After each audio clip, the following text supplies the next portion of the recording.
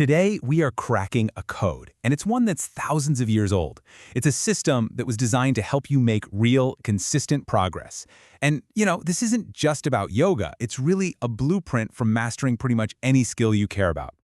So let's be real for a second. Have you ever felt like you're just stuck? You're putting in the hours, maybe on the yoga mat, maybe at your desk or in the gym, but you just hit this wall. And that feeling of being stuck is just so frustrating.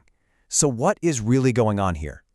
Well, what's so amazing is that this is not a new problem. Not at all. Thousands of years ago, ancient yogis were grappling with this exact same feeling of being stuck. But here's the cool part. They didn't just complain about it, they didn't just diagnose it, they actually engineered a practical blueprint for real, sustainable progress.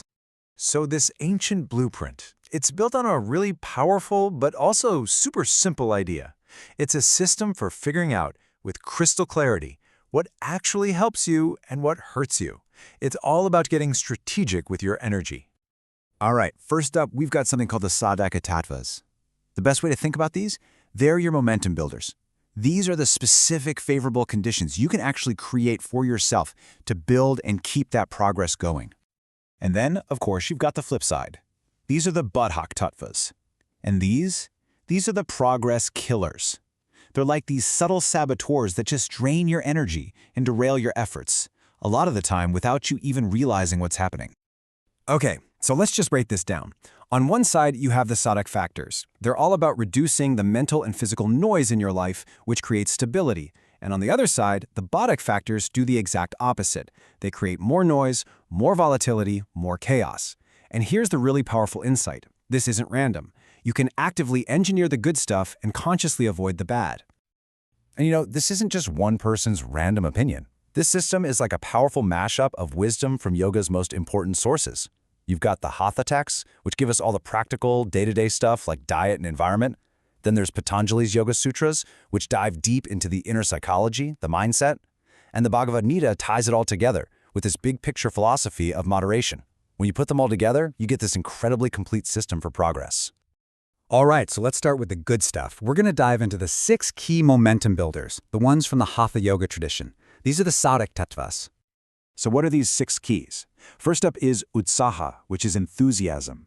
This is that energetic yes you bring to your practice, the difference between I get to do this and I have to do this. Next is Dairya, or patience. This is huge. It's about dignifying slow progress, trusting the process, and not getting freaked out when you don't see results overnight.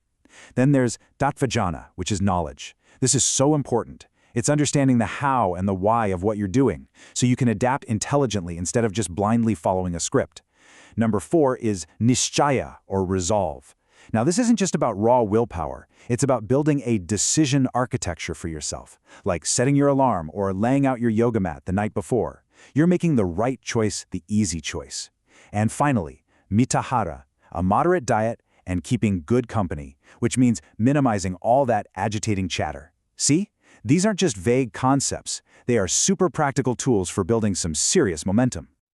Okay, now we got to look at the other side of the coin. Let's talk about the 6 predictable obstacles, the ones that are most likely to absolutely kill your progress. These are the Bodhic Tattvas.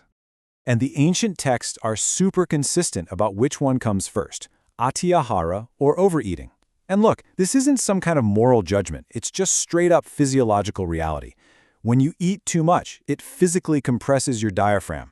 That shortens your breath and it clouds your awareness. It's like putting a direct brake on your ability to focus and to really be present.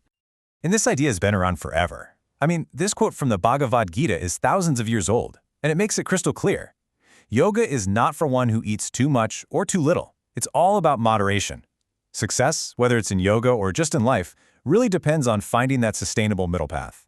The other saboteurs are probably going to sound really familiar too. There's prayasa, or overexertion. That wired but tired feeling you get from pushing way too hard and just burning out? That's it. Then there's prajalpa, idle talk. In our world, this is compulsive social media scrolling, right? Just fragmenting your attention before you even start. We've also got niyamagraha, which is being way too rigid with rules, kind of for show instead of for function. Then janasanga, or unhelpful company. Environments that are just soaked in cynicism.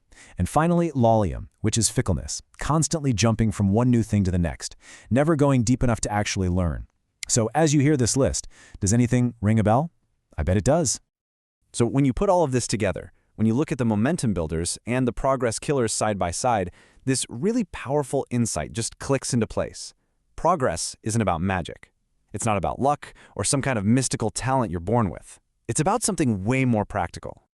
And here's the big idea, the most crucial takeaway of all of this. You can be the architect of your own success. This entire ancient system is really about one thing, consciously engineering the conditions for your own growth by systematically reducing all that physiological and mental noise in your life. So what does that actually look like? What does engineering success mean in your day-to-day life? Well, it means building that decision architecture, setting alarms, pre-committing to your schedule so willpower isn't even part of the equation. It means curating your media diet. Go ahead, unfollow those accounts that just stress you out. It means simplifying your meals, especially on days you want to practice. It's about protecting your time by clearly communicating your boundaries. And it's about making a conscious choice to rest instead of seeking more stimulation. These are all small, simple environmental tweaks, but they have a massive impact. So to wrap this all up, I have a question for you, and I want you to really think about it. Looking back at that list of saboteurs, the progress killers, which one is getting in your way right now? Just one. And then, what is one small, concrete step you can take this week to start engineering it out of your life? Because that's not just a rhetorical question. That's the starting point. That's where real, lasting progress begins.